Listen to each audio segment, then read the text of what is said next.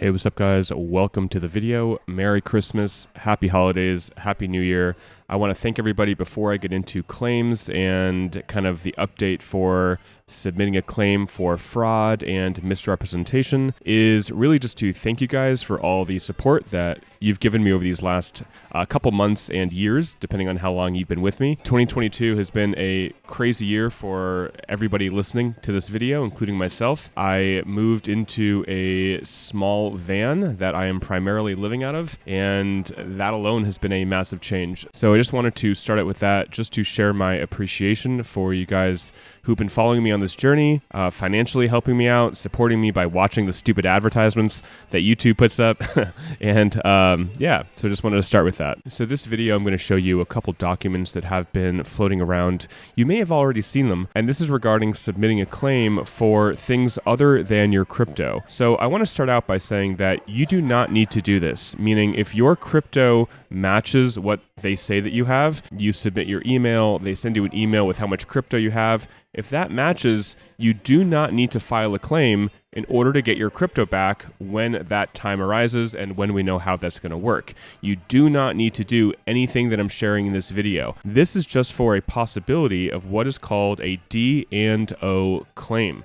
Now, right here, it says directors and officers insurance. This type of insurance protects the assets of the board of directors from lawsuits related to misuses of company funds, misrepresentation of company assets, breach of fiduciary duty, non-compliance, and more. So the whole reason this came up is because David Adler, one of the lawyers who's representing one of the ad hoc groups, said that there may be a high 8-figure insurance policy for D&O.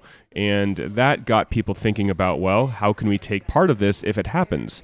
If we don't file a claim, then will it be possible to reap some of the benefits if that exists and if it actually pays out? So there's all these what ifs. So I just wanted to share again, you do not need to do this if your coins already match. Now, if your coins are inaccurate, meaning what you have on your phone is different than what Celsius says you have, then you should file a claim, because they think that they owe you less money than what you actually have. So that makes sense to file a claim. And if you do decide to file a claim for fraud or misrepresentation, which I'll get to in a second, it has to be as specific as possible to your situation. So do you have loans? Do you have custody earn? What can you add to make it as specific as possible? It's also important to remember that you can amend a claim form. At least this is what I have been hearing. So if you are confused and you want to submit a claim form, but you may not be doing it 100% right, from what I've been told, you can amend it later.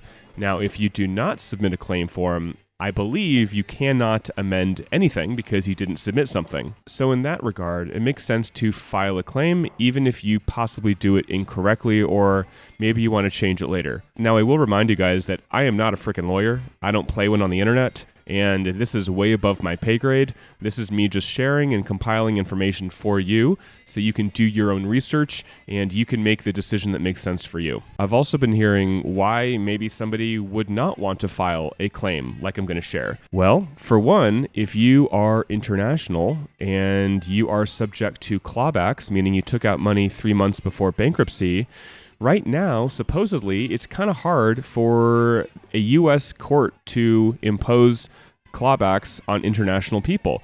But if you submit a claim and you give them all of your information, it may make it easier for them to ask or demand you to pay them back. So that is something to consider as well. Again, I'm not a lawyer. I'm just relaying information that I've heard. So I'm going to start out with this PDF that was created not by myself, but I believe one of the ad hoc groups. And this is something where you should read, go through it. It has information about making sure your claim is correct and verifying it, like I've shared in different videos.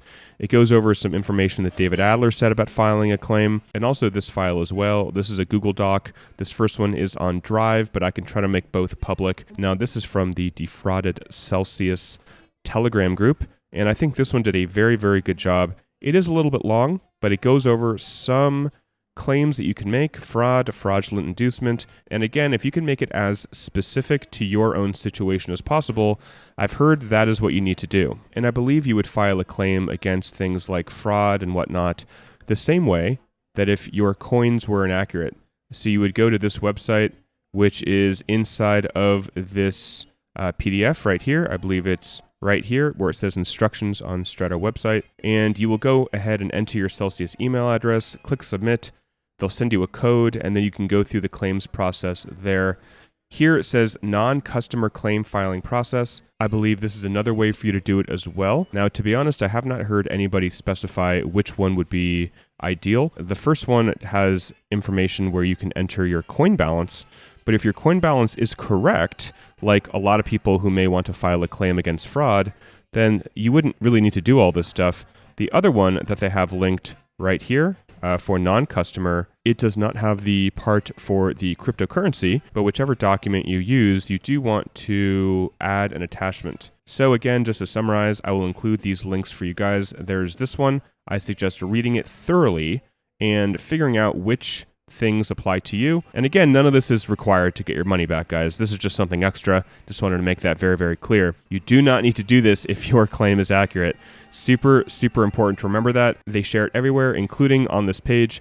If your claim info is correct, you do not need to file a claim and no further action is required with respect to your claim for the return of cryptocurrency. So the whole idea of this video is that some people may want to make a claim not just for your crypto, but for other charges. So that is kind of the point of this. But if you just want to get your crypto back, you don't need to do anything as long as it's accurate. And remember that the bar date is January 3rd. I suggest us doing it January 2nd. And again, read through this entire document and this document right here. Both I will link in the description below. I know a lot of you guys are not procrastinators like me and want to get things done, and maybe you have holiday plans. So I just wanted to get this info, even though it's not totally complete and cookie cutter and copy paste, but it at least gives you the information for you to do a little bit of digging yourself, for you to read it yourself and see if this is something that you want to do.